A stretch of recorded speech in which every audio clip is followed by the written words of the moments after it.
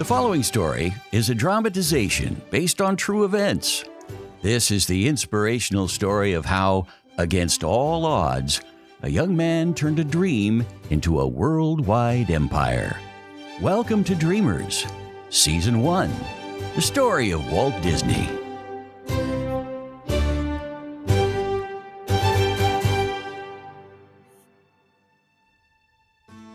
Mickey Mouse, a cute little guy, full of personality, and often listed as the most recognized fictional character in the world. And his creator, Walt Disney, is among the most famous people in the world. The Walt Disney Company is one of the world's largest corporations, with assets all around the globe. But that wasn't always the case. In the beginning, it was just a back room of a real estate office on Kingswell Avenue in Hollywood. The Disney Brothers studio. Walt and his older brother, Roy O. Disney, were equal partners. Roy kept the bills paid, while Walt created the magic. When they were able to move to a larger space on Hyperion Avenue in Los Angeles, Walt wanted to change the company name from the Disney Brothers Studio to have only his name prominently displayed on the building. And the Walt Disney Studio was born.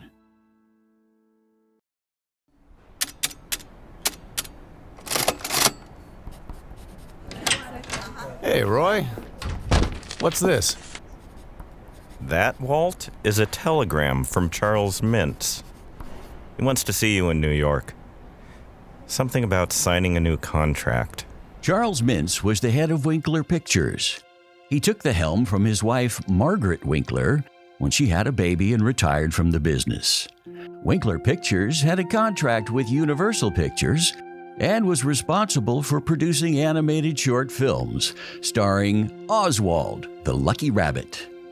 Oswald was created by Walt Disney, and the cartoons were being produced at the newly formed Walt Disney Studio.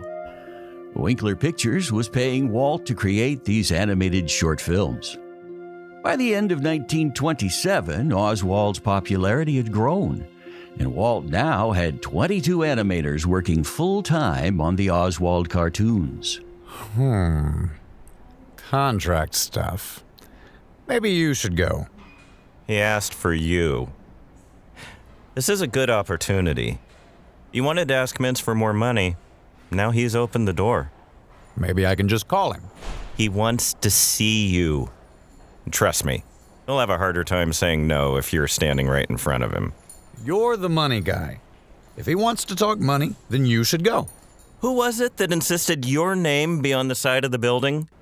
Your name is on all the films. Your name is on everything. You wanted to be the face of the company, so go be the face of the company.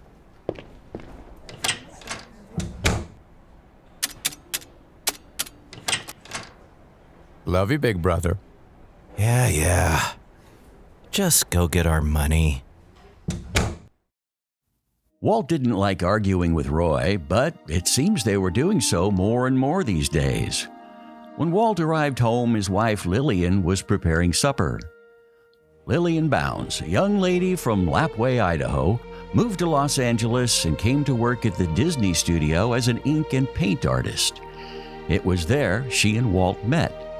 They were married in 1925.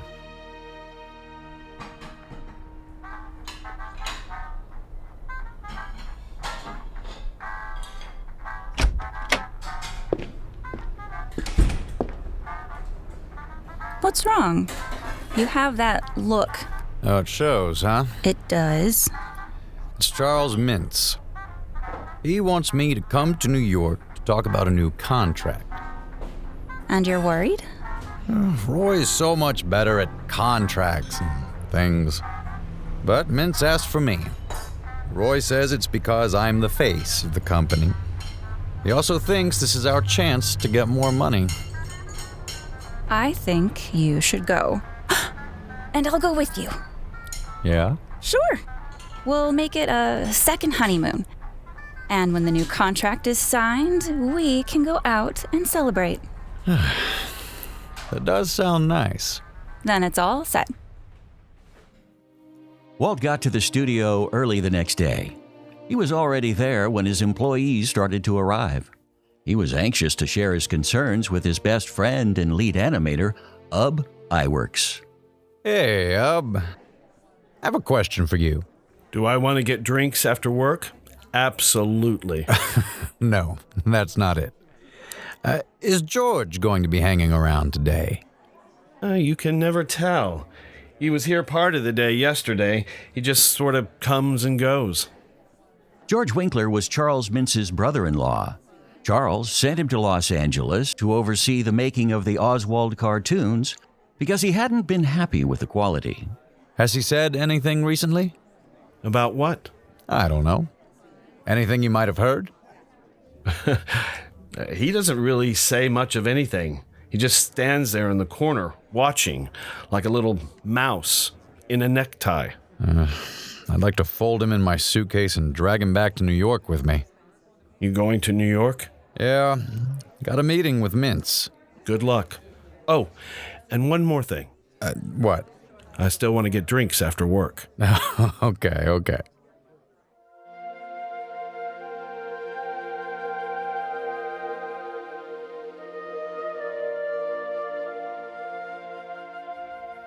Tam O'Shanter is a Scottish pub that, at that time, had been on Los Feliz Boulevard in Los Angeles for only 6 years. But it had become a favorite place of Walt's to unwind after work. Walt and Ub spotted 2 empty stools at the bar. You look stressed, my friend. I'm buying whatever you want. Oh, in that case, I'll have a prime rib. Now, wait a minute. Okay. Just a scotch then. Cheapskate. Hey, my boss doesn't pay me that much money, you know. He sounds like a tyrant. Oh, he is. But I love him. Bartender, 2 scotch on the rocks, please. So, since you love your boss so much, be honest with me. Has Mintz contacted you? Why would he contact me? I don't know. Something just doesn't feel right. Being summoned to New York, I don't know what I'm walking into.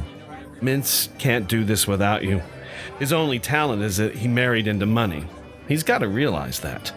I think you'll be fine. And if I hear anything, you'll be the first to know. Thanks.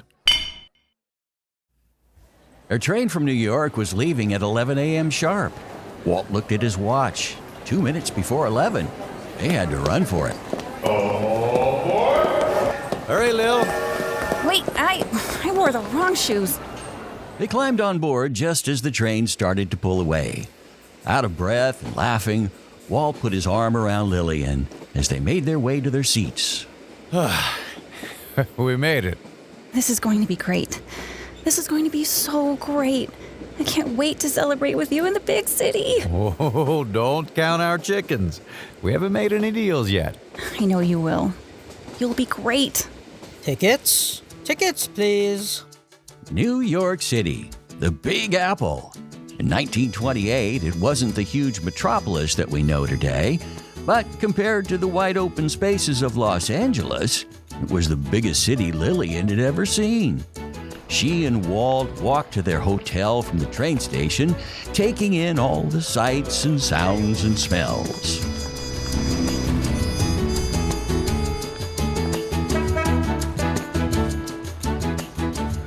The New York Biltmore was the nicest hotel in which Walt and Lillian had ever stayed. They walked to the front desk and marveled at the decor of the lobby. Welcome to the Biltmore. How may I help you? Hello, Mr. and Mrs. Disney. We're checking in. And I'd like to send a telegram, please. Back in Los Angeles, Roy was buried in paperwork when the telegram arrived. Made it safely. Hotel is great. Keep an eye on George. Call immediately if he does anything strange. But Roy hadn't seen George for a couple of days. No one had. And that was strange behavior for him, considering he was always standing in the corner, watching, like a little mouse in a necktie. Walt was nervous about his business meeting. He was pleasantly surprised that Charles Mintz invited him to meet at a restaurant. He walked in and looked around. Good afternoon. How many in your party? I'm meeting Charles Mintz. He just arrived a little while ago. Right this way, please. Oh, watch your step. It had been a while since Walt had seen Charles in person, but he recognized him immediately. That scowl with the cigar sticking out of his mouth was unmistakable. Mr. Mintz, your party has arrived. Mr. Mintz, hello. How you doing, kid? Sit. Make yourself comfortable. Thanks. Drink? What do you have to drink? Scotch on the rocks, please. Yes? What can I get for you, gentlemen? 1 Scotch rocks and, the usual for me. 1 Scotch on the rocks and a vodka martini dry with 3 olives. Perfect. I'll be right back with that. So, I trust your trip was good? Fine. Yes, fine. And the hotel satisfactory? The hotel is great. Because we can move you somewhere else if it's not up to your standards. Oh, no, it's great. It's great. Good. Glad to hear it. So I hope you've been happy with the cartoons we've been making for you. Hey, we're having drinks here. I don't want to talk cartoons while we're having drinks. Okay. When do you want to? Relax. Everything in due time. Right. In due time. Which will be... Do you even know how to relax? It's been a while. Here are your drinks, gentlemen. Well, this should help. Oh, and here's a menu. Get whatever you like. Give us a couple minutes with the menus, okay, hon? Take your time. I'll be back in a little bit. By the time they finished their meal, Walt was a lot more relaxed and feeling bold enough to ask Mintz for the money he needed. So look, about Oswald. There are a few things that... Come on, we just ate. Relax. Have a cigar. What can I get for you, gentlemen? Yeah, I'll have a coffee, black. You want coffee? No, thank you. I wanted to talk about... 2 coffees. 2 coffees. I'll be right back with that. I thought I was here to talk about a contract and what was going on at the studio. Yep, that's why you're here. But not now. Not now. Tomorrow, 9 a.m., my office. Tomorrow. In your office. Yeah, So what are we doing here? we're having coffee. You take cream? Walt was puzzled. Now he was more convinced than ever that Mintz was up to something. He raced back to the hotel and called Roy. Hello, this is Roy. Hey, it's me. Listen, I think we should get our animators, designers, and ink and paint artists to sign exclusive contracts. 2-year contracts. What's going on? I don't know, but I'd feel better if you can get this done. All right. I'll have something drawn up and get our people to sign. By tomorrow. Thanks for giving me a little notice. Just do this for me, okay? You mean for us, right? Do this for us? Of course, that's what I meant. For us. Just do it.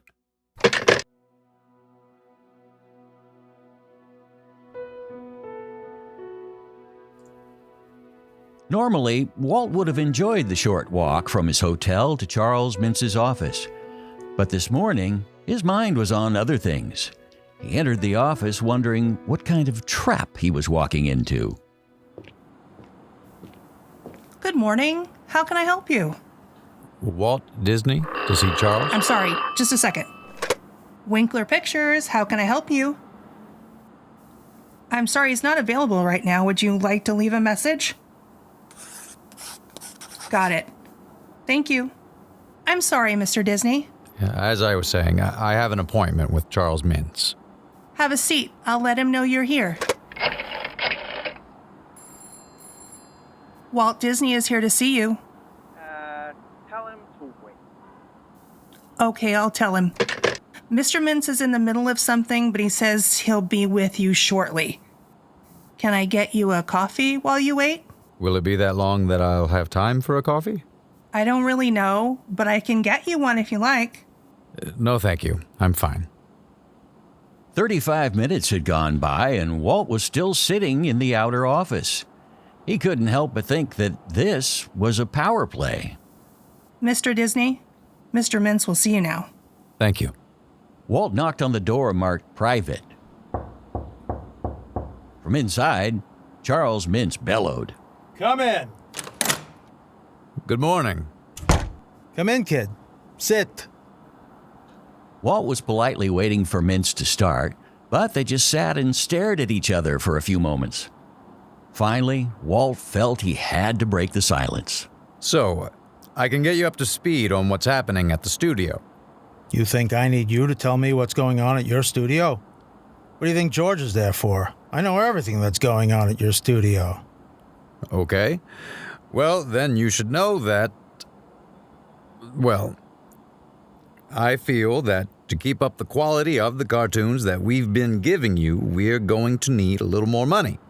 Now, not a lot, mind you, but in order to keep my full-time staff and provide you with the product that you've come to expect, I really think $2,500 a picture would be fair. You don't get it, do you, kid? See, I'm here to tell you we can do more with less. More with less. We're barely making it with what we're getting now. I can't possibly see how we could. You can't possibly see how. I can see how. I can see how I can't justify paying you what I've been paying you for a stupid little rabbit with bad animation. That's why I called you here. See, I don't feel I'm getting what I'm paying for, so I've got a better deal. You know, I'm in talks with Metro, and they're interested in Oswald. Boy. You were in talks with Metro. What, you think I don't know about that too?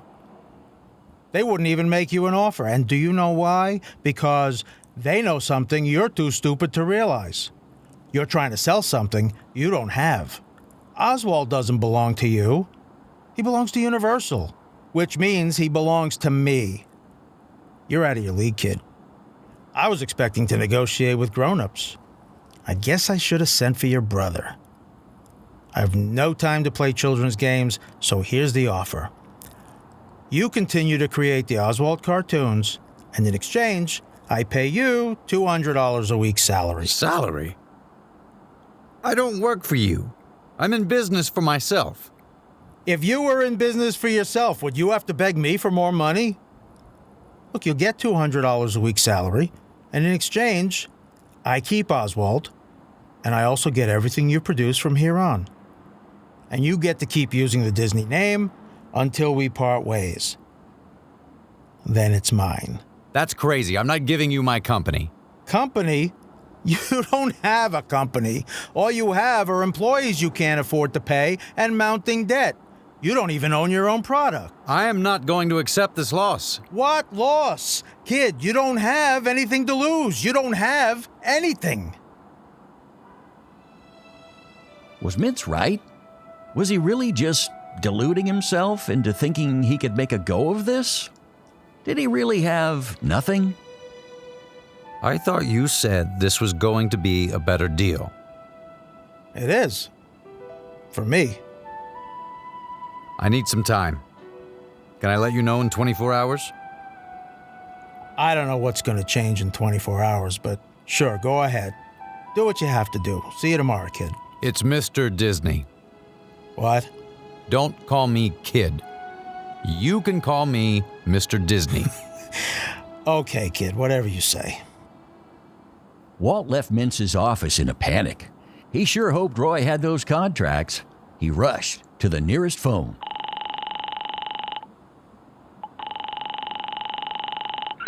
This is Roy. It's me.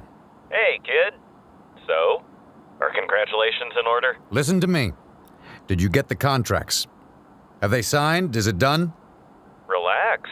I have the contracts. I'll have them signed as soon as they come in. It's not even 7 o'clock here yet. Just get this done.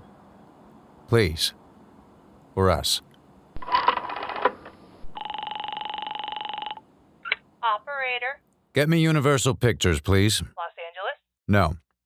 New York. Please hold. I'll connect you. Walt headed to the New York offices of Universal Pictures for a meeting with Universal executive Manny Goldstein. Walt was thrilled to get a meeting on such short notice. Mr. Disney, it is a pleasure to meet you. I enjoy your cartoons. Thank you very much. And call me Walt, please. All right, Walt. What can I do for you? Actually, it's what I can do for you. Oh? I'm here to save you money. I'm always interested in that. What do you got in mind? Well, you're paying Charles Mintz to bring you the Oswald cartoons. Charles can't produce Oswald without me. Now, I give them to him and he gives them to you. And wouldn't it be more expedient for me to make the cartoons and give them directly to you? For less money than you're paying now. When you say it like that, yes, it would be more expedient. However, we just signed a 3-year deal with Mintz. I couldn't possibly cut him out right now. Perhaps sometime in the future we could revisit this and possibly work something out. But right at this minute, it would be impossible. Okay. I understand. But it was very nice to meet you, and thank you for coming by. And keep up the good work. We love your cartoons.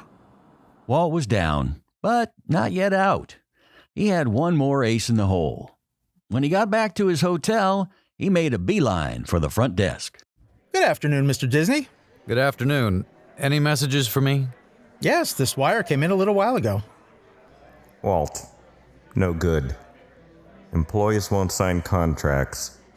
Already signed with Mintz. Only Ub still on board. Sorry, I tried. Now he was down and out. It was over. Mintz held all the cards. All he could do was accept the offer. Walt tossed and turned in bed that night. Every time he'd start to fall asleep, he would see Mintz's face laughing at him. There'd be no sleep tonight, he thought. By the time the sun came up, Walt was already dressed. His stomach was in knots as he walked that long hallway toward Mintz's office. He took a deep breath as he walked in. Good morning, Mr. Disney. I'll let Mr. Mintz know you're... Walt didn't let her finish. He didn't want to waste more time sitting in the reception area. He knocked directly on Mintz's door. Come. Well, come on in. I'm sorry, Mr. Mintz. Mr. Disney is here. So I see. It's okay. Go type a letter or something. Good morning, Mr. Mintz. Okay, kid. Are you through running around playing Hollywood big shot? You done with your backroom deals? Can we cut the crap and come back down to earth here? You have no place else to go. You're right. I have no place else to go. Everywhere I turned, you got there first. Bravo. Good for you. Let me give you a little advice. Can I give you a little advice? Why not? This isn't your fault. You're young.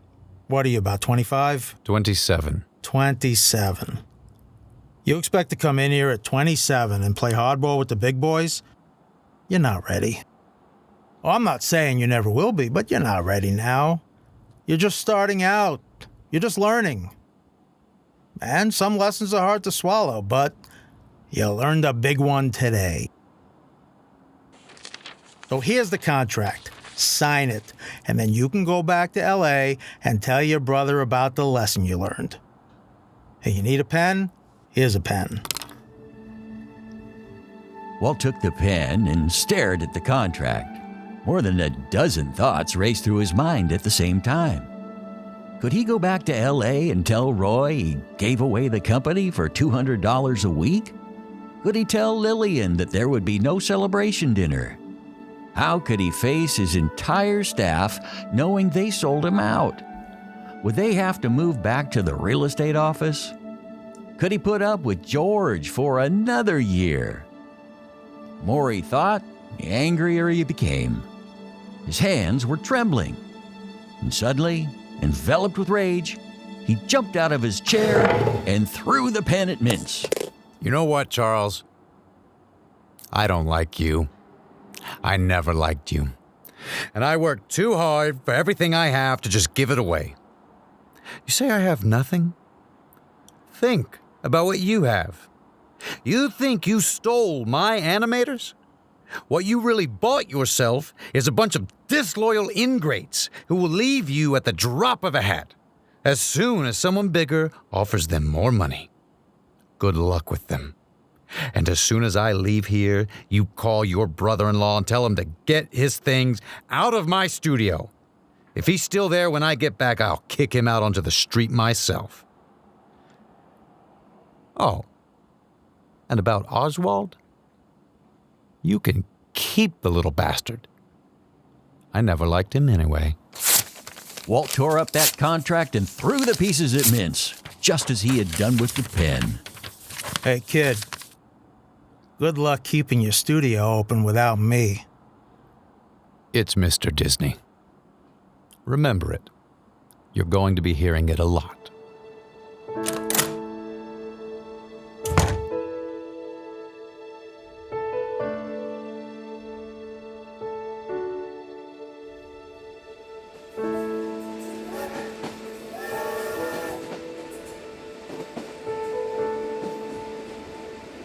It was going to be a long train ride back to Los Angeles, much longer than the trip to New York. Walt was feeling devastated about his meeting with Mintz. He sat staring out the window. Lillian wanted to comfort him and was trying to think of the right words.